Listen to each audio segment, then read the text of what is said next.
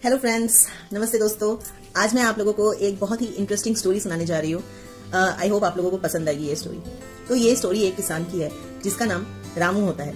तो रामू के पास अच्छे खेत खलिहान होते हैं, गाय है, बकरी है, बैल है, जो भी सुख सुविधा एक किसान अपने लिए सोचता है वो सारी सुख सुविधाएं उसके पास होती है। पर रामू के जीवन में भी, जैसे हम सबके जीवन में कुछ न कुछ प्रॉब्लम होता है, कष्ट होता है, वैसे ही रामू के जीवन में भी एक प्रॉब्लम होता है और वो प्रॉब्लम उसे दिन रात परेशान करते रहती है। और वो प्रॉब्लम ये होता है कि उसके 3 बेटे में से 2 बेटे जो होते हैं वो निठल्ले नालायक होते हैं। उनको बचपन से ही हर चीज जो भी वो चाहते थे वो उनको अपने सामने मांगते साथ ही मिल चुका था, इसीलिए वो कभी मेहनत नहीं करते थे। मेहनत मजदूरी में उनका मन नहीं लगता था। वो सारा दिन सिर्फ आलस में पड़े रहते थे, अय्याशी करते थे, मौज मस्ती करते थे, लेकिन वो काम में कभी भी ध्यान नहीं देते थे। और जो रामू का तीसरा बेटा था वो बड़ा ही लायक था। वो अपने माता पिता का बहुत सेवा करता था, जतन करता था, अपने माता पिता का ख्याल रखता था। तो रामू की इतनी बड़ी संपत्ति को उसका एक अकेला बेटा तो संभाल नहीं सकता था। रामू को ये चिंता हर दिन सताती रहती थी कि आगे का उसका जीवन, ये जो संपत्ति उसने बनाई है, कमाया है मेहनत से, लगन से, ये संपत्ति ये संभालेगा आखिर कौन। रामू की एक दिन तबीयत बहुत बिगड़ जाती है, बहुत ज्यादा बीमार पड़ जाता है रामू। तब रामू के खेतों में काम करने के लिए कोई नहीं होता। उसका जो तीसरा बेटा रहता है, जो उसका छोटा बेटा होता है, वो जितना हो सके वो काम संभालने की कोशिश करता है। उसे अपने पिता की भी सेवा करनी थी, तो वो सारे काम उतने अच्छे से संभाल नहीं पाता। और इससे क्या होता है कि जो उसके खेत होते हैं उसका कोई मेंटेनेंस नहीं होता। उसके खेत जो होते हैं, उसकी जो जमीन होती है वो उपजाऊ जमीन होती है, लेकिन क्योंकि एक लंबे अरसे तक उस पे ना ही हल चलाया गया, ना ही किसी प्रकार का कोई काम किया गया, तो रामू को मतलब उसकी जो जमीन होती है वो बंजर बनने लग जाती है। एक रात रामू की तबीयत बहुत बिगड़ जाती है।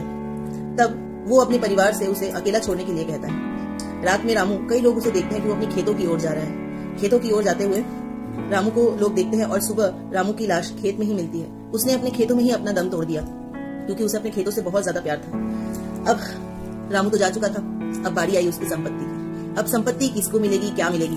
तो तीनों भाई जो उनके वके जो रामू के खजांची थे, जो उसका सारा, आप समझ लीजिए आज जो हम जिसे हमें प्रेजेंट डे जो हम अकाउंटेंट कहते हैं वो थे, जो सारा पोथी पत्रा देखते थे, उनसे उन्होंने पूछा कि हमारे हिस्से में कितनी संपत्ति आई है।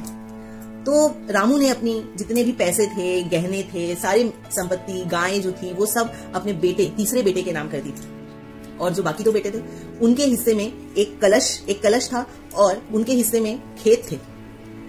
कलश में लिखा हुआ था कि ये खेत, एक चिट्ठी छोड़ गया था उस कलश के अंदर जिसमें लिखा हुआ था, इस खेत में मैंने खजाना छोड़ा हुआ है, खजाना गड़ाया हुआ है, और ये खेत मैं अपने बेटों के नाम लिख के जा रहा हूँ, अपने दोनों बेटों के नाम। आशा करता हूँ ये खजाना मेरे बेटों को जल्द ही मिलेगा।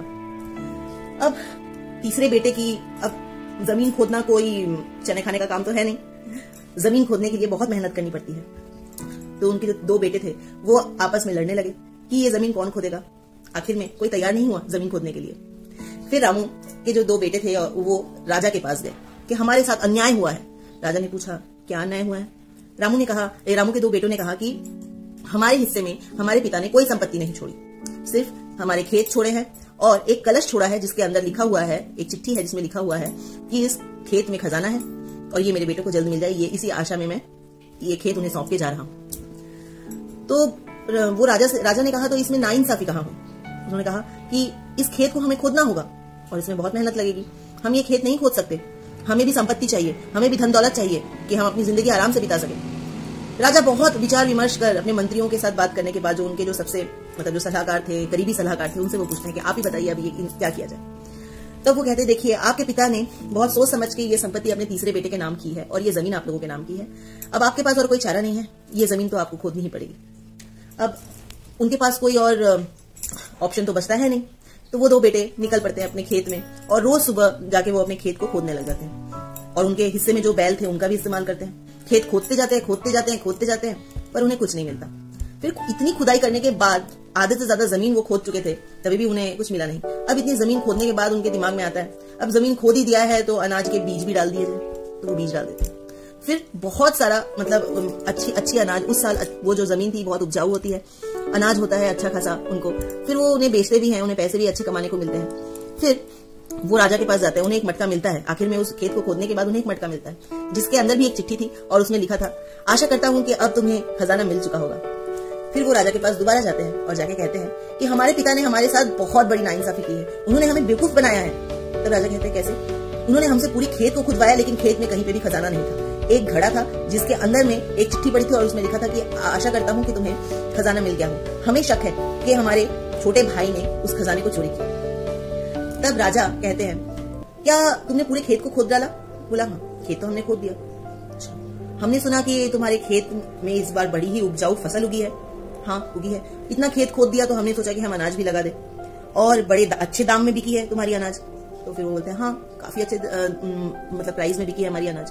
तो राजा कहते हैं, तुम्हारे छोटे भाई को जो तुम्हारे पिता ने धन दिया है वो धन एक ना एक दिन खत्म हो सकता है, उसका अंत हो सकता है अगर तुम्हारे छोटे भाई ने उस धन को बढ़ाने की चेष्टा ना की।